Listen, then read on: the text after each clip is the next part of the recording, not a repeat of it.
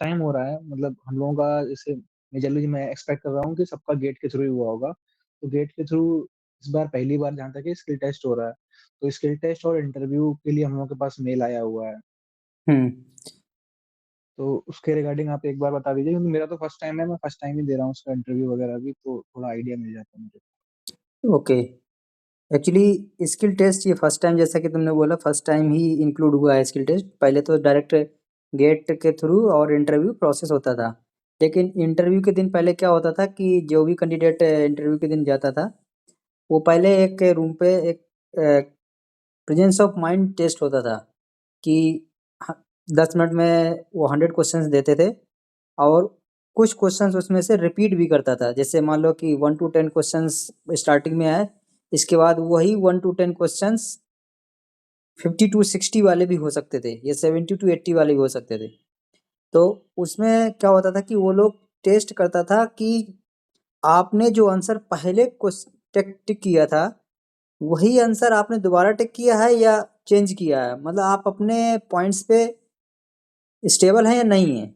Main पहले ये test होता था। बट वो ऐसा नहीं था कि आपका जो है सिलेक्शन में कुछ अफेक्ट करेगा, ऐसा कुछ नहीं था। बट इस टाइम से क्या हुआ है कि इन्होंने स्किल टेस्ट ऐड कर दिया है। और स्किल टेस्ट में क्या है कि जो स्किल टेस्ट का जो सेंटर है, वो पहले ये फर्स्ट टाइम उस सेंटर पे हो रहा है। इसके पहले वो चनकपुरी में होता था, हेडक्वार्टर में। ठीक है। अब जो हो रहा है वो सेक्टर 9 में, जो कि NIA, जैसा कि आप लोगों के उसमें जो आप लोगों को मेल रिसीव हुआ उसमें क्लियर लिखा था। ठीक है। तो वहाँ पर क्या है कि वहाँ पे फैसिलिटी बहुत अच्छी है लैब वगैरह की। तो स्किल टेस्ट ये समझ के रखिए कि बहुत ही क्रूशियल रोल प्ले करेगा। स्किल टेस्ट चाहे वो इलेक्ट्रिकल का कैंडिडेट हो, चाहे वो इलेक्ट्रॉनिक्स का कैंडिडेट हो, चाहे वो CS का कैंडिडेट हो, सबके लिए कॉमन रहेगा। बट इंटरव्यू का जो पार्ट है, वो आपका ब्रांच स्पेसिफिक सब्जेक्ट से ही क्वेश्चंस पूछे जाएंगे। अब बात आती है कि स्किल टेस्ट में क्या पूछ सकता है। तो स्किल टेस्ट में जैसा कि मैंने वीडियो में बताया भी था कि कंप्यूटर से रिलेटेड पूरा कवर किया था कि क्या क्या वहाँ पे पॉसिबिलिटी हैं और इलेक्ट्रॉनिक्स में क्या क्या पॉसिबिलिटी हैं। इलेक्ट्रिकल में तो बहुत ज़्यादा पॉसिबिलिटी नहीं है। इलेक्ट्रिकल में आपसे सिर्फ सिंपल इलेक्ट्रिकल कनेक्शंस के बारे में ही पूछेगा। ठीक है। और ऐसा नहीं है कि 1 बाय 1 कैंडिडेट का स्किल टेस्ट होगा। स्किल टेस्ट में भी एक साथ, जैसे मान लो कि फर्स्ट डे ना, फॉर एग्जांपल 9 मार्च को जैसे किसी को बुलाया, मान लो 20 लोग को बुलाया। सो उन 20 में से कुछ लोग को इलेक्ट्रॉनिक्स लैब में बैठा देंगे, कुछ लोग को कंप्यूटर लैब में बैठा देंगे, कुछ लोग को इलेक्ट्रिकल वाले पार्ट में बैठा देंगे। इलेक्ट्रिकल का वहाँ पर कोई पर्टिकुलर लैब नहीं है। वहाँ पर मैक्सिमम लैब इलेक्ट्रॉनिक्स से रिलेटेड है और एक लैब सिर्फ कंप्यूटर की है। ठीक है। तो जो कंप्यूटर साइंस का कैंडिडेट है, तो ऐसा मत सोच के जाए कि मैं कंप्यूटर साइंस का मुझसे सिर्फ कंप्यूटर साइंस का पार्ट ही पूछा जाएगा स्किल टेस्ट में। इलेक्ट्रॉनिक्स का है तो ऐसा मत सोचे। जैसा कि IB JIU में भी यही चीज़ होता है और यही चीज़ आपका ACI 2 टेक में भी हो रहा है। और फर्स्ट टाइम हो रहा तो बहुत ज़्यादा हैक्टिक नहीं होगा। ये बेसिक चीज़ें ही वो लोग पूछेगा। जैसे इलेक्ट्रॉनिक्स में मैं बताऊँ, रेजिस्टेंस कलर कोडिंग के बारे में पूछ लेगा, कैट 6 केबल के बारे में पूछ लेगा, कलर कोडिंग हो गया, कैट 6 केबल का, RJ45 कनेक्टर का क्या क्या इक्विपमेंट्स उसमें यूज होते हैं। जब लैंड रेडी हो जाता है तो उसका टेस्टिंग के लिए कैसे मतलब टेस्ट करेंगे कि वो आपने जो RJ45 कनेक्टर और कैट 6 केबल को कनेक्ट किया वो करेक्टली कनेक्ट किया है। इसी प्रकार से कंप्यूटर साइंस का अगर बात करें तो आपसे कंप्यूटर साइंस में पूछ लेगा कि आपका एक्सेल से पूछ सकता है फार्मूला वगैरह, और आपसे कोई एप्लीकेशन भी लिखवा सकता है विद प्रॉपर फॉर्मेटिंग। एटलीस्ट आपको 1 से 2 एप्लीकेशंस लिखने आने चाहिए। ठीक है। इसके बाद पावर पॉइंट में नॉर्मल एक PPT बनवा सकते हैं 1 से 2 स्लाइड्स का। स्लाइड को इंसर्ट करना, न्यू स्लाइड को, डुप्लीकेट स्लाइड को डिलीट करना, कोई एनिमेशंस डालना, स्लाइड शो करना, इस तरह के क्वेश्चंस आपके। कंप्यूटर में कंप्यूटर की परफॉर्मेंस के बारे में, रोम रैम साइज के बारे में, IP address, MAC address identify करना, और इलेक्ट्रॉनिक्स में जैसे ट्रांजिस्टर के बारे में पूछेगा, मॉसफेट हो या बीजेटी हो, उसके टर्मिनल आइडेंटिफिकेशन के बारे में। मैंने ये सारा कुछ IVGIO के वीडियो में सारा कुछ कवर किया है, तो वो ACI टूटेक के लिए सफिशिएंट है। बट कुछ चीज़ें एक्स्ट्रा, जैसे आपको एंटीना के बारे में पढ़ना पड़ेगा, ठीक है। एंटीना हो गया, और मैं 1 बाय 1 सब्जेक्ट कवर करूँगा। इलेक्ट्रॉनिक्स में जैसे एंटीना के बारे में पढ़ना पड़ेगा आपको, RF माइक्रोवेव के बारे में पढ़ना पड़ेगा, RF एंड VHF फ्रिक्वेंसी के बारे में पढ़ना पड़ेगा, वॉकी टॉकी के बारे में पढ़ना पड़ेगा, और बेसिक सैटेलाइट के बारे में पढ़ना पड़ेगा कि सैटेलाइट आपका किस फ्रिक्वेंसी में, और सैटेलाइट किस रीजन पे काम करते हैं, जो भी पॉसिबिलिटी हैं, मतलब सैटेलाइट की बेसिक चीज़ें, ठीक है, वो चीज़ें। और जो अर्थ में जो डिफरेंट लेयर्स होती है ना, रीजन्स होते हैं, और डिफरेंट टाइप की वेव्स होती हैं, जैसे ground wave, sky wave, line of site, space wave, जितनी भी डिफरेंट टाइप की वेव्स होती हैं, ये सारा RF के अंदर कवर करेगा। तो वहाँ पे जो इलेक्ट्रॉनिक्स का जो पार्ट है, एक आपका कम्युनिकेश सैटेलाइट से रिलेटेड जैसे कम्युनिकेशन लैब हो जाएगा, RF कम्युनिकेशन लैब अलग होगा, ठीक है। और एक लैब आपका कंप्यूटर से रिलेटेड, जिसमें आपको प्रोग्रामिंग के बारे में, प्रोग्रामिंग में एटलीस्ट आपको C++ एंड जावा आनी ही चाहिए। C++ एंड जावा आपसे वहाँ पे ये नहीं बताया बोला जाएगा कि आपको कोड किस लैंग्वेज में लिखना है, किस C++ का यूज करके लिखना है या आपको जावा का, आपका जिसमें मन हो वो लिखना पड़ेगा आपको वहाँ पे। और ऐसा नहीं कि शॉर्ट में लिखें आप, क्लियरली आपको सारा कुछ वहाँ पर जो प्रोसेस, जो जितने स्टेप्स होते हैं, वो सारे स्टेप्स आपको वहाँ पे दिखाने पड़ेंगे, ठीक है। इसके बाद कंप्यूटर में जैसे डोमेन वगैरह चेंज करने के, वर्क ग्रुप बनाने के लिए, ये सारी चीज़ें आपको देखना पड़ेगा। वीडियो आपके यूट्यूब में काफ़ी मिल जाएंगे। देखो टाइम बहुत कम है, इसलिए सारा चीज़ कवर करना पॉसिबल नहीं है, इसलिए आप लोगों को खुद मेहनत करनी पड़ेगी। उसमें आपको यूट्यूब में काफ़ी चीज़ें मिल जाएंगी, डिफरेंट डिफरेंट चैनल्स में मिल जाएंगी।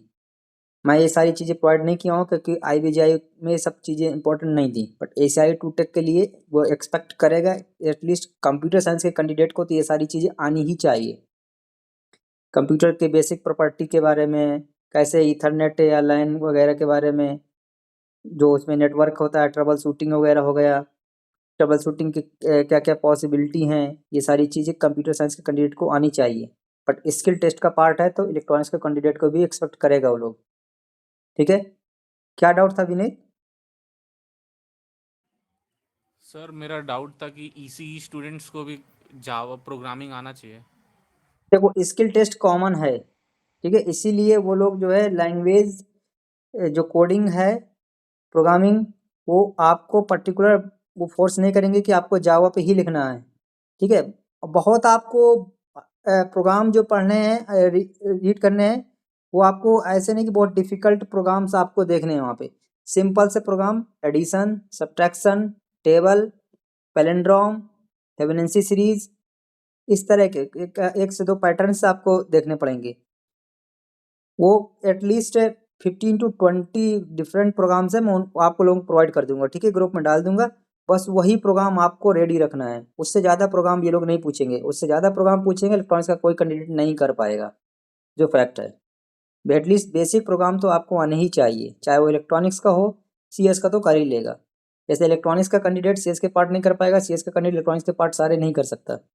तो बैलेंस रखेगा वो लोग, ऐसा नहीं है कि जो है कुछ का कुछ भी पूछने लगेगा।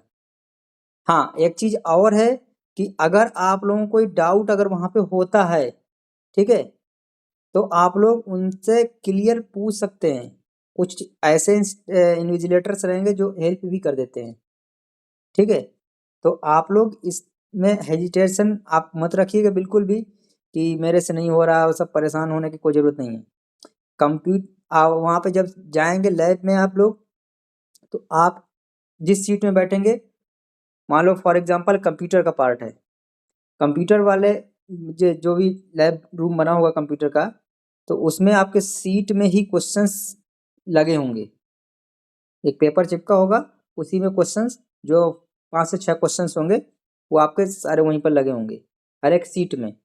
और ऐसा नहीं है कि वो जो है आपका क्वेश्चंस जैसे 10 लोग एंटर किए कंप्यूटर लैब के लिए, तो 10 लोग के आपके सेम हों क्वेश्चन, ऐसा कुछ नहीं है। हाँ, ऐसा हो सकता है कि 10 में से 5 को डिवाइड कर सकता है, अल्टरनेट में बैठा सकता है, अल्टरनेट सीट पे। ठीक है? तो आप लोग को प्रोग्रामिंग तो सीखना पड़ेगा, बेसिक प्रोग्रामिंग वो मैं प्रोवाइड कर दूंगा। जैसे इलेक्ट्रॉनिक्स के लिए कंप्यूटर साइंस के कैंडिडेट को बीजेटी वगैरह ट्रांजिस्टर वगैरह नहीं आएगा, सीएस के कैंडिडेट को, तो वो भी परेशान होगा, उन लोगों को तो और भी डिफिकल्ट लगेगा। बट इलेक्ट्रॉनिक्स के कैंडिडेट को वो एम्बेडेड वगैरह पढ़े रहते हैं, माइक्रो प्रोसेसर वगैरह पढ़े रहते हैं, तो सीएस का प्रोग्रामिंग आराम से समझ सकता है, सिंटैक्स समझ सकता है। और सीएस का कैंडिडेट तो क्या है, बीटेक फर्स्ट ईयर में ही पढ़ता है इलेक्ट्रॉनिक्स को, बेसिक इलेक्ट्रॉनिक्स पढ़ता है। कंपोनेंट्स जो इलेक्ट्रॉनिक्स के कंपोनेंट्स हैं, जैसे रजिस्टर हो गया, कैपेसिटर हो गया, इंडक्टर हो गया, इसके बाद ट्रांसफार्मर हो गया, डायोड हो गया, और जीना डायोड हो गया, डिफरेंट टाइप के डायोड्स एंड एप्लीकेशंस, ये सारे आपको आने चाहिए, चाहे आप सीएस के कैंडिडेट हो चाहे इलेक्ट्रॉनिक्स के कैंडिडेट हो। आपको वहाँ पर देखो, सर्किट तो वो लोग नहीं बनवाएगा, ये मैं श्योर बता दे रहा हूँ कि आपसे ब्रेड बोर्ड में या पीसीबी में आपको सर्किट बनाने को बोलेगा, सर्किट नहीं बनाने को देगा, क्योंकि इतना बड़ा इक्विपमेंट वहाँ पे अवेलेबल ही नहीं है, जो मैं बोल रहा हूँ क्लियरली, कि आपको वहाँ पे सीआरओ अवेलेबल हो, फंक्शन जनरेटर अवेलेबल हो, ऐसे कोई वहाँ पे इक्विपमेंट अवेलेबल नहीं है। और ये इक्विपमेंट बहुत कॉस्टली है, ये इक्विपमेंट परचेज करना डिफ़िकल्ट है। इतनी सिर्फ स्किल टेस्ट के लिए कोई भी इतना बड़ा खर्च नहीं करेगा, कोई भी इंस्टीट्यूट, कि जो है आप लोगों के स्किल टेस्ट के लिए 4-4, 5-5, 10-10 लाख के इक्विपमेंट खरीदे, ऐसा कोई नहीं करने वाला। तो ब्रेड बोर्ड में आपको ब्रेड बोर्ड के बारे में पता होना चाहिए, ठीक है, कि कैसे उसमें कनेक्शंस होते हैं, कहाँ पे कौन सा कंपोनेंट इंसर्ट करते हैं, पीसीबी में सोल्डरिंग, जैसे कंपोनेंट को सोल्डर किया, उसके बाद उस कंपोनेंट को डिसोल्डर भी करना होगा, सोल्डरिंग डिसोल्डरिंग टोटल कौन कौन से डिफरेंट कंपोनेंट्स यूज होते हैं, आइटम्स कौन कौन से यूज होते हैं सोल्डरिंग के लिए, डिसोल्डरिंग के लिए। ठीक है, इस तरह से आपको सारी चीज़ें वहाँ पे मिलेंगी, और सेंटर बहुत अच्छा है। ठीक है, अगर सबसे अच्छी चीज़ ये है कि आपका जो सेंटर है, ठीक है, सेंटर के से एटलीस्ट 200-250 मीटर डिस्टेंस पे आपको एक रेस्टोरेंट है सिंगलाज करके, उस पे आप खाना भी खा सकते हैं आराम से। आपको ब्रेकफास्ट करना हो, लंच करना हो, डिनर करना हो, जो भी करना हो, वो रेस्टोरेंट अच्छा है। और 1 किलोमीटर के रेंज में रामफल चौक है, जहाँ पे और भी चीज़ें मिल जाएंगी आपको। और डॉक्यूमेंट जो भी हो वो क्लियरली प्रिंट आउट करके लेके जाना वहाँ पे, नहीं तो परेशान हो जाओगे। आसपास नहीं है, आपको फिर रामपल चौक ही जाना पड़ेगा, रामपल चौक में आप ढूंढते रहेंगे कंप्यूटर की दुकान कहाँ पर है, कहाँ पे प्रिंट करें, आसपास नहीं है वहाँ पे। तो बेटर है कि सब कुछ रेडी कर लेना पहले से। और किसी का कोई डाउट जो भी हो पूछ सकता है। सर जो आपने कोडिंग का बताया, सर वो कोडिंग आईडी कोई प्लेटफॉर्म वगैरह पे होगी जहाँ पे मतलब उनको वहाँ पे उनको आउटपुट शो करना पड़ेगा टेस्ट केसेस वगैरह के साथ, या फिर नॉर्मल पेन एंड पेपर पे हमको उनका फंक्शनल कोड दिखाना पड़ेगा? स्किल टेस्ट में आपको कंप्यूटर पे बैठाएगा, ठीक है, प्रोग्रामिंग जैसे C++ है, जावा का होगा, जो भी हो, उनके सिस्टम में सॉफ्टवेयर इंस्टॉल होगा, ठीक है, ओके। उसी पे आपको कोडिंग करना है। और ऐसा कोई प्लेटफॉर्म नहीं यूज कर वो नहीं देंगे आपको कि वहाँ पे क्या नाम बोले थे आप, आईडी। सर आईडी होते हैं मतलब अलग अलग प्लेटफॉर्म होते हैं ना, जैसे कि वो लीड कोड वगैरह ये सब अपना एक अलग अलग प्रोवाइड कराते हैं, तो उनमें उनमें ना कुछ ना आसानी हो ना जाती है, मतलब जैसे। ना, वो सब नहीं करेंगे वो लोग। अगर first time skill test include हुआ है तो क्या बहुत डिफिकल्ट होगा, बताओ। एक डाउट था हाँ हाँ, बोलो। कि लाइक सीएस का जो कैंडिडेट है उसने हम्म, अगर जीआईओ का आपने जो भी प्रोवाइड किया है उतना कर ले, तो उसके अलावा कुछ करना होगा क्या दूसरी ब्रांचेस में, जैसे क्या ईसी प्रोवाइड और करेंगे? आपने जो प्रोवाइड कर दिया था जीआईओ वाला हाँ कंटेंट, तो उसके अलावा प्रैक्टिकल कुछ और भी आएगा कि बस उतना कर लें तो सफिशिएंट हो जाएगा? देखो जेआईयू के लिए मैंने बताया ना, मैंने जेआईयू में कंपोनेंट्स वगैरह कवर किए हैं, ठीक है। कैट 6 केबल का प्रोसेस कवर किया है और ट्रांजिस्टर के बारे में बताया है, मॉसफेट वगैरह के बारे में बताया है। तो उसमें जो आपका स्किल टेस्ट का पार्ट है वो आप कवर कर लेंगे, वो सफिशिएंट हो जाएगा, ठीक है। लेकिन जैसे आरएफ वगैरह का हो गया, वॉकी टॉकी वगैरह, सैटेलाइट, ये सब नहीं मैंने कवर किया क्योंकि वो जेआईयू के लिए नहीं इतना सब। तो आपको यूट्यूब में सिर्फ आपसे देखो इनक्रिप्टर डिक्रिप्टर के बारे में जैसे वो लोग पूछेगा तो आपको ना तो आपको यूट्यूब में कहीं इनक्रिप्टर चलाने को सही से मिलेगा, ना तो आपको डिक्रिप्टर के बारे में। मैं फॉर एग्जांपल अब वो मक्स होता है उसके बारे में आपको कहीं नहीं मिलेगा सही से। तो आपको भी सोचने की इसकी ज़रूरत नहीं है इसमें कि वो मक्स कैसे काम करेगा, इनक्रिप्टर कैसे काम करेगा, कैसे दोनों सिंक्राइज करेंगे, किस फ्रिक्वेंसी में पावर क्या होगी, इतना वो सब नहीं सोचने का है, ठीक है। मैं जितना IVGIU के लिए प्रोवाइड किया हूँ पहले उसको रेडी रखो, वो ही सबसे बड़ा हेल्पफुल कंटेंट है। आप उतना ही कर लेंगे तो आप समझ लो कि आप अपने मतलब CS का कैंडिडेट है, वो इतना कर लेगा तो उसके लिए सफिशिएंट हो जाएगा, क्योंकि वो कंटेंट छोटा नहीं है, काफ़ी कंटेंट है वो। मैंने जैसे कलर कोडिंग के बारे में बताया, मल्टीमीटर के बारे में बताया, CRO के बारे में बताया, ब्रेडबोर्ड के बारे में बताया और BJT के बारे में बताया, उसमें टर्मिनल आइडेंटिफिकेशन के बारे में बताया, कैट 6 केबल के बारे में बताया, RJ45 कनेक्टर के बारे में बताया, सोल्डरिंग के डिसोल्डरिंग के बारे में बताया, कौन कौन से आइटम्स यूज होते हैं सोल्डरिंग डिसोल्डरिंग के लिए बताया। इसके बाद मैं मॉक टेस्ट भी ले रहा हूँ, मॉक टेस्ट में भी मैं जो लेता हूँ, देखो मैं मॉक टेस्ट में क्या रहता है कि मेरा सिर्फ कैमरा ऑन रहता है, सामने वाले का भी कैमरा ऑन रहता है, बट जो रिकॉर्डिंग हो रही है, जो मैं लेक्चर्स मॉक इंटरव्यू जो चैनल पे अपलोड करता हूँ तो उसका मैं मोबाइल से कनेक्ट कराता हूँ उसको, ठीक है। तो उसका ऑफ रहता है, उसका कैमरा मोबाइल में ऑन रहता है, बस मेरे दूसरे सिस्टम में सिर्फ मैं ही शो करता हूँ, क्योंकि मैं उसके जो है मैं अपने वाले को पिन करके फ्रंट में रख लेता हूँ, बाकी उसको हाइड रखता हूँ, ताकि आप लोगों का कोई भी आइडेंटिटी कोई भी चुरा ना सके। क्योंकि IVGIU में एक लड़की का जो है ऐसा किया था एक टेलीग्राम चैनल ने, ठीक है। उसका मतलब कि क्या किया था कि स्क्रीनशॉट लेकर के मेरे चैनल से उन लोगों ने जो है अफवाहें फैलाई थी कि आप लोग जो है अगर ऐसा करेंगे कि अपना लोगों को क्लियर किया था, और उसको उस चैनल को मैंने रिपोर्ट भी किया। इसके बाद तब वो उसने जो है डिलीट भी किया उस सारा उसने अपने चैनल से। तो ऐसा नहीं है कि जो है कुछ भी ऐसे हो जाएगा। तो आप लोग पहले उसको कवर करिए जो मैंने प्रोवाइड किया है, पहले तो प्रायोरिटी उसी की रखिए। और जो मैंने ACI 2 टेक का जो गाइडेंस दिया है, प्रोग्राम जो लेक्चर बनाया था उसको एक बार देखिए, उसमें इस कंप्यूटर का पार्ट जो भी दिया है मैंने, उससे कंप्यूटर का पार्ट एक भी बाहर जाने वाला नहीं है, ये मैं श्योर हूँ। बस मैं प्रोग्रामिंग के क्वेश्चंस और प्रोवाइड कर दूंगा, आप लोगों को PDF दे दूंगा, बस उतना और सफिशिएंट हो जाएगा। बाकी इलेक्ट्रॉनिक्स के पार्ट, इलेक्ट्रिकल के पार्ट के लिए जो मैंने प्रोवाइड किया है, सिर्फ इलेक्ट्रिकल कनेक्शंस आपको सीखने और कुछ नहीं सीखने। और इलेक्ट्रिकल कनेक्शन में सिंपल कनेक्शन है कि MCB को, रेगुलेटर को, फैन को, स्विच को, मतलब एक इलेक्ट्रिकल बोर्ड में क्या क्या होता है, जैसे बल्ब आ जाएगा, स्विच आ जाएगा और फैन आ जाएगा, रेगुलेटर आ जाएगा, MCB आ जाएगा, इंडिकेटर आ जाएगा, बस और इससे ज़्यादा कुछ नहीं रहेगा। तो यही चीज़ें आपसे वहाँ पे कोई 2 कंपोनेंट 3 कंपोनेंट आपको कनेक्ट करने को बोलेगा, आपको ये नहीं बोलेगा कि अब आप उसको, हाँ बल्ब के केस में बस आपको ग्लो करके दिखाना होगा बस। तो वहाँ पे आपको कनेक्शन सिर्फ पहले जो भी कनेक्शन से आप स्टार्ट करें सीखना, सबसे पहले न्यूट्रल को कनेक्ट करना। न्यूट्रल एक बार आपने कनेक्ट कर लिया तो सिर्फ फेज लाइन आपको सिर्फ कनेक्ट करते चले जाना सीरीज में, और कुछ नहीं करना आपको, ठीक है। अगर आप लोग इलेक्ट्रिकल का 1 से 2 कनेक्शन सीख गए तो आपको इलेक्ट्रिकल का पूरा पार्ट क्लियर हो जाएगा। और कुछ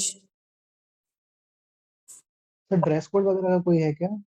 ड्रेस कोड देखो देखो ड्रेस कोड में क्या है कि वैसे तो मौसम अब ठीक हो चुका है, दिल्ली में गर्मी मतलब अभी तो उतनी गर्मी नहीं है, लेकिन हाँ आपको दोपहर में ब्लेजर, देखो आपके इंटरेस्ट पे है कि ब्लेजर या कोट या टाई आपके इंटरेस्ट पे है, ठीक है। ऐसा कुछ नहीं है कि वो मैंडेटरी है। हाँ, बट जब 10 लोग अगर है, 10 में से अगर 9 लोग पहन के आ रहे हैं तो एक नहीं पहनेगा तो उसको ऑड लगेगा ना। तो आप लोग भी मतलब यूज कर लेना है, सबसे बेस्ट है ये। गर्ल्स अगर है कोई तो सिंपल सूट यूज कर सकती है, या पैंट शर्ट नॉर्मल जैसे जो इंटरव्यू कॉलेज में पहनते हैं लोग, यूज कर सकते हैं। और आप लोग जैसे शूज में बस थोड़ा याद रखिएगा, शूज में ये जो पुलिस के कलर का जो शूज होता है ना, ये सब मत करिएगा। ब्लैक मिले तो ब्लैक, नहीं तो डार्क ब्राउन सीधे सिंपल। और कुछ शूज न पहनिएगा कि जो है कलरफुल शूज पहन के जा रहे हैं आप, एकदम रेड कलर का पहन के जा रहे हैं, ये सब ऑड लगता है। क्योंकि वो सेंटर बहुत ही वहाँ पे आपके मतलब सेंटर इतना अच्छा बना है, आप लोग जब जाएंगे ना तो आप लोग खुद खुश हो जाएंगे। और वहाँ पे सीआईएफ पूरा बाहर से आपको मिलेगा। तो इसलिए आप लोग कोई भी ऐसी हरकत मत करना, कहीं भी फोटो लेने की कोशिश ना करना किसी भी जगह में, सेंटर के बाहर, सेंटर के अंदर, पास में, मतलब सेंटर का जो प्राइमेसिस है उसके पास में कहीं भी फोटो लेने की कोशिश ना करना। फालतू को जो है आप लोग फोटो लेते पकड़े गए, सीआईएफ आपको डांटेगा, कोई फायदा नहीं है, ठीक है। तो वहाँ पे सीआईएसएफ तो रहेगा ही रहेगा, लेकिन साथ में वहाँ पे जो है कुछ ऑफिसर्स आपके आईबी के भी रहेंगे, तो आप लोग समझ भी नहीं पाएंगे कौन है वो। तो इसलिए आप लोग ऐसी हरकतें मत करना वहाँ पे। सिंपल से आप लोग इंटरव्यू देने जा रहे हैं, इंटरव्यू दीजिएगा, अपना मोबाइल अपने बैग में रख दीजिएगा। जहाँ पे आप लोग बैग जमा करवाए वहाँ पे आप रख दीजिएगा बैग में। कोई ऐसी दिक्कत नहीं है कि आपको मोबाइल सेंटर के अंदर अलाउ नहीं करेंगे वो लोग, ऐसा कुछ नहीं है। क्योंकि वहाँ पे बाहर ऐसा कुछ रखने का कोई दुकान भी नहीं है, कुछ ऐसा है नहीं। तो आप लोग सेंटर के अंदर मोबाइल लेकर जा सकते हैं, बट बैग में रखिएगा। क्योंकि आपका जो स्किल टेस्ट इंटरव्यू वाला जो मेन रूम होंगे वो आपके मेन बिल्डिंग में तक नहीं आप लोग जा पाओगे वो सारा सामान लेकर के। तो इसीलिए जो है अलर्ट रहना हर एक चीज़ में। आप जिस चीज़ का इंटरव्यू देने जा रहे हैं, और सबसे अच्छी बात है कि आईबी में एसीआईओ सबसे अच्छी पोस्ट है, सबसे मज़ेदार पोस्ट है।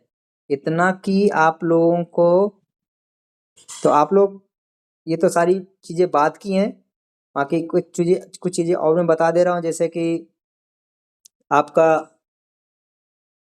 जो सिलेक्शन होने के बाद जब फाइनल रिजल्ट आ जाएगा आपका, इसके बाद बैकग्राउंड वेरिफिकेशन होगा। हाँ, आप लोगों के जैसे मेल पे एसएसक्यू फॉर्म वगैरह, एसेस्टेशन फॉर्म वगैरह अटैच है ना,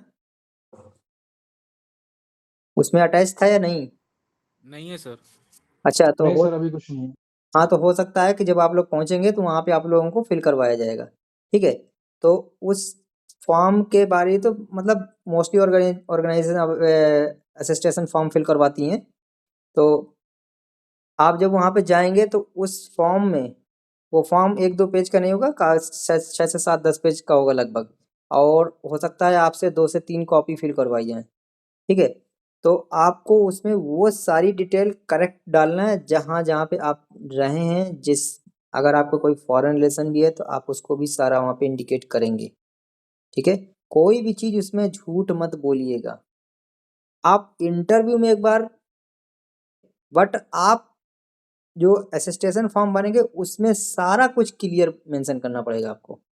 आपके अपने फैमिली डिटेल के बारे में पता रखना, और आपके मतलब जैसे ब्रदर का, सिस्टर का डेट ऑफ बर्थ, स्कूलिंग, आप कहाँ कहाँ पे रहे हैं। जैसे फॉर एग्जांपल बीटेक आपने किया, फॉर एग्जांपल आपने किसी लखनऊ के कॉलेज से किया, ठीक है, बीटेक। और आप अगर 4 साल तक हॉस्टल पे नहीं रहे हैं, मतलब फर्स्ट ईयर में हॉस्टल पे रहे हैं, सेकेंड ईयर में आप बाहर रहे हैं, फिर थर्ड ईयर में आप कहीं और रहे हैं, फोर्थ ईयर में कहीं और रहे हैं, ऐसे, ठीक है। तो आपको वो सारी चीज़ें करेक्टली भरना होगा। क्योंकि अगर आप नहीं भरेंगे, जब आपका कॉलेज का बैकग्राउंड वेरिफिकेशन होगा, क्लियरली वहाँ से पता चल जाएगा ये कैंडिडेट हॉस्टल में था या नहीं, ठीक है। तो इसलिए मैं बोल रहा हूँ कि वो सारी चीज़ें आपको क्लियरली फिल करना होगा, ठीक। हाँ, अगर कोई चीज़ नहीं पता है, ठीक है, कोई चीज़ नहीं पता है तो वो फिर हैंडल हो जाएगी, ऐसा कोई इशू नहीं है। कि मतलब कि आपका जो है जैसे फर्स्ट ईयर में आप हॉस्टल में रहे, सेकेंड ईयर में आप बाहर रहे, थर्ड ईयर में आप कहीं और रहे, आपको थर्ड ईयर का एड्रेस पता नहीं है, ठीक है, आप सेकेंड ईयर वाला ही भर दो, कोई दिक्कत नहीं है, कोई नहीं जानता। बट अगर आपको पता है तो आप सही भरना, ठीक है? किसी भी तरह की मिस्टेक ना करना उस फॉर्म में। फालतू को कटिंग करेंगे तो वो फालतू को डांटेंगे आपको, कोई फायदा नहीं है। तो डांटेंगे तो आप लोगों का दिमाग ही खराब होगा फालतू का कि हम आए थे इंटरव्यू देने, हमें डांट दिया फालतू का, क्या फायदा? ठीक है।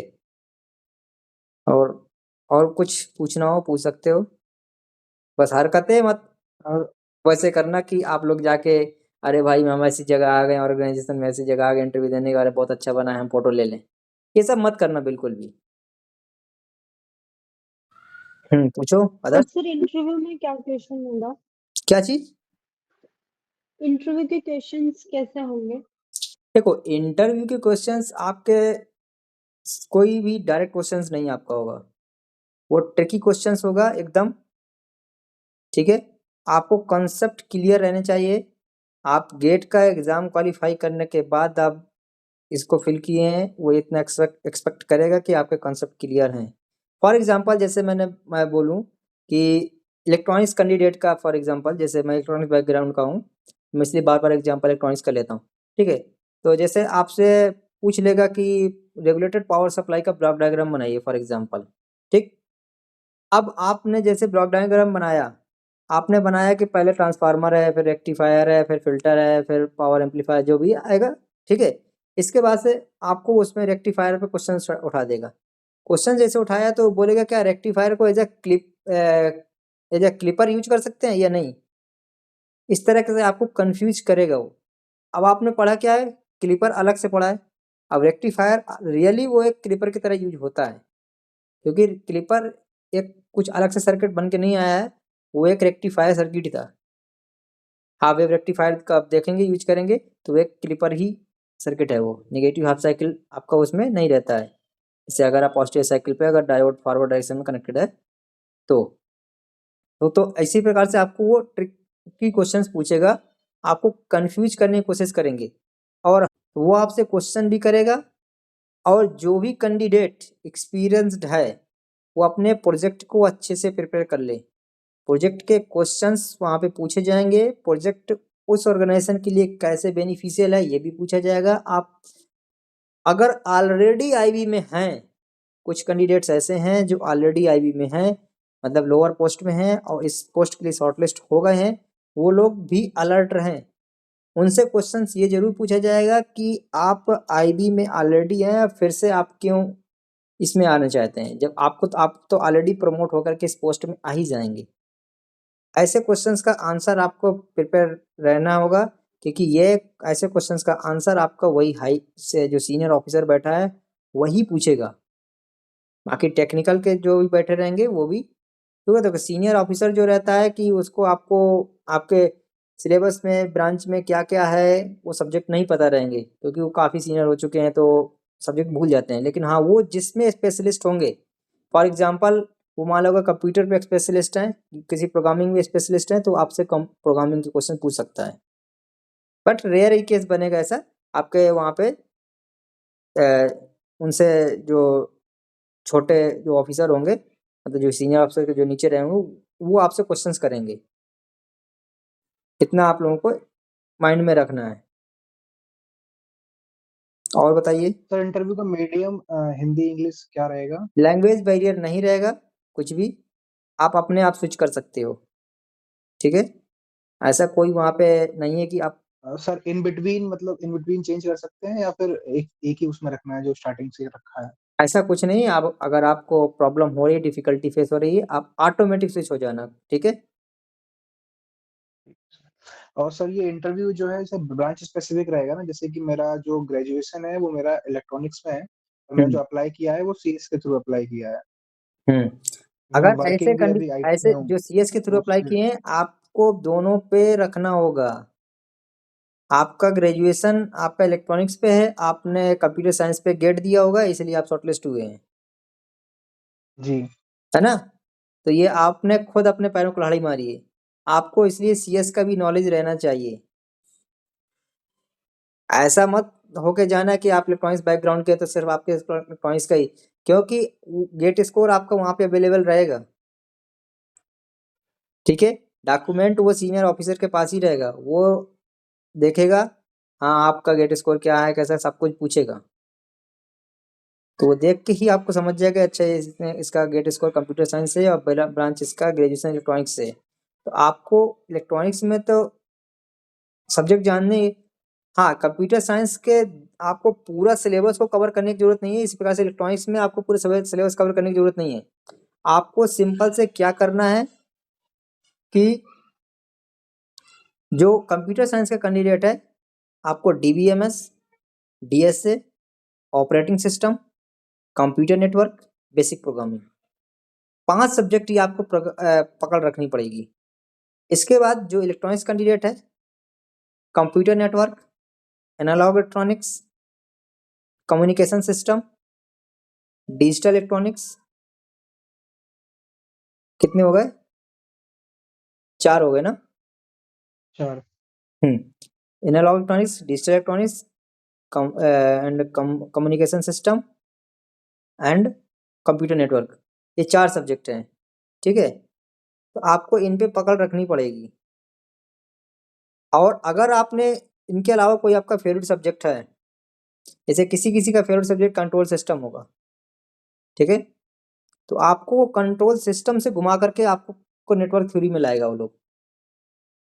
तो आप जो इलेक्ट्रॉनिक्स के कैंडिडेट है उनको बेसिक जो न्यूट्रल नेटवर्क सॉरी जो नेटवर्किंग है उसमें आपको बेसिक थ्योरम सारी, जैसे आपका वो कौन सा नॉर्टन थ्योरम है, थेवेनिन्स थ्योरम है, मैक्सिमम पावर ट्रांसफर थ्योरम है, ये सारी चीज़ें थ्योरम्स आपको आनी चाहिए। और जो इलेक्ट्रिकल का कैंडिडेट है उसको इलेक्ट्रॉनिक्स के ये वाले सब्जेक्ट तो आने चाहिए, कंप्यूटर नेटवर्क नहीं आता कोई दिक्कत नहीं है, ठीक है। इसके बाद DC मशीन मतलब इलेक्ट्रिकल मशीन के बारे में आपको पता होना चाहिए, ये चीज़ें हैं। और power system and power system, हाँ पावर सिस्टम हो गया, इलेक्ट्रिकल मशीन हो गया, एनालॉग इलेक्ट्रॉनिक्स हो गया, डिजिटल इलेक्ट्रॉनिक्स हो गया एंड इलेक्ट्रिकल नेटवर्क, मतलब जिसमें थ्योरम्स वगैरह आ जाएंगी। Communication system and computer network is not mandatory for the electrical background candidate. और कोई भी कैंडिडेट ऐसा कंफ्यूज मत होना कि मैं इलेक्ट्रिकल बैकग्राउंड का हूँ, मैं एलिजिबल हूँ कि नहीं। अगर एटलीस्ट आपका कोई एक पर्टिकुलर सब्जेक्ट आपके पूरे 4 ईयर में अगर है इलेक्ट्रॉनिक्स से CS का, आप एलिजिबल हैं, ठीक है। ऐसा मत कंफ्यूजन रखिएगा कि मेरा जो है इलेक्ट्रिकल बैकग्राउंड से है, मैंने CS से गेट दिया या EC से गेट दिया, मैं शॉर्ट लिस्ट हो गया, ठीक। कई कैंडिडेट ऐसे कंफ्यूज हैं कि सर हम इंटरव्यू देने जाएं या ना जाएं, हमारा गेट स्कोर बहुत कम है, 400 300 ऐसा है। उनको जाना चाहिए, क्योंकि स्किल टेस्ट ऐसा एक पार्ट है जो इसमें सबको कमांड नहीं होगी। लोअर स्कोर वाला भी अगर वहाँ अच्छा परफॉर्म कर गया और हाई स्कोर वाला अच्छा परफॉर्म नहीं कर पाया, क्योंकि आई थिंक 175 मार्क्स का है ना स्किल टेस्ट। हाँ 175। हाँ, तो वो क्रूशियल रोल प्ले करेगा, इसीलिए मैं बोल रहा हूँ कि जाना सबको है। अब वो कैंडिडेट अपना चॉइस रखे जिनका जो है दूसरे एग्जाम के इंटरव्यू में जो है क्लैश कर गया है। जैसे BDL का इंटरव्यू स्टार्ट होने वाला है, आई थिंक मार्च में ही है, और ACIO का भी मार्च में 9 मार्च है, तो क्लैश तो किया है। तो ऐसे सारे कैंडिडेट का क्लैश नहीं किया। अब उनको ये डिपेंड करना पड़ेगा कि अपनी चॉइस पे, मैं इस पे कोई सजेशन नहीं दूंगा कि सर मैं ACIO जाऊँ कि मैं BDL जाऊँ, कि आपकी अपनी चॉइस है। अगर कोई ऐसा कैंडिडेट है जो ज्वाइन हो मीटिंग में, तो अपनी चॉइस पे जाए, कि अगर उसको लग रहा है कि मैं ACIO क्रैक कर दूंगा, BDL नहीं क्रैक कर पाऊंगा तो ACIO जाए। अगर उसको लग रहा है कि मैं BDL क्रैक कर दूंगा, ACIO नहीं क्रैक कर पाऊंगा तो वो BDL जाए। सिंपल सी बात है, जिसमें उसको कॉन्फिडेंस हो। और आपका नॉन टेक में जॉब का पार्ट कवर करने की जरूरत नहीं है, क्योंकि टेक्निकल बैकग्राउंड है, टेक्निकल से ही क्वेश्चंस आपके पूछे जाएंगे। आपको national security, international affair, national affair कुछ पढ़ने की जरूरत नहीं है, फालतू की चीज़ें हैं सब ये। आप बहुत से यूट्यूब चैनल में देखेंगे, बहुत सी चीज़ें यही चीज़ बता रहे होंगे। ऐसे IBGIO में अभी तक लोग कंफ्यूज है कि सर हम नेशनल इंटरेस्ट के बारे में, मतलब जो नॉन टेक पार्ट है वो पढ़ें या ना पढ़ें। लोग कोर्स तक परचेज किया, कोर्स परचेज करने के चक्कर मत रहना, कुछ भी नहीं मिलने वाला आपको फायदा वहाँ पे। ये मेरा एक्सपीरियंस है, मैं ऑलरेडी 2000 वेस्ट कर चुका हूँ। कब?